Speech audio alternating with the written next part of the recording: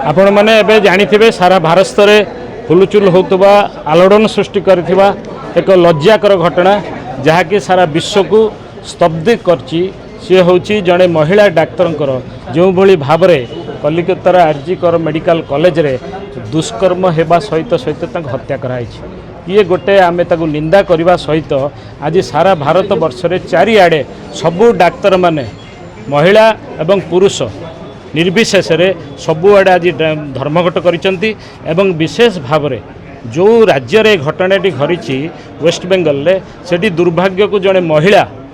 अच्छी मुख्यमंत्री एवं तांकर 11 जन महिला सांसद अच्छा आपण भावतु जो भली भाव में ये है जो विभत्स कांड घटिला आज से मुह चुप रखिंट एवं से कार्यक्रम को घुंट घोड़ाइया चाहते जहाँ फल आज कलिकतार हाईकोर्ट आज सीबीआई को परमिशन देती यार इन्वेस्टिगेशन करने जो भली भाव में पीड़ितार बापा को मिछ कथा कहला जे से सुसाइड करिछि एवं महिला जो मुख्यमंत्री ताको जबया को चाहिए एवं आज देखंतु आस्ते आस्ते लोकलोचन को आसुची ता भितरे जो भली भाव में विभत्स कांड होईछि it is a gang rape एवं जो महिला डाक्तर को आज ये घटी सीए विभिन्न प्रकार दुर्नीति विरोध में आज ये स्वरोत्तोलन करते से कॉलेज भितर जहाँ होता आज आप देखिए जो अध्यक्ष थे प्रिंसिपाल तांकरी प्रवचन एवं जो भली भाव में होता शेष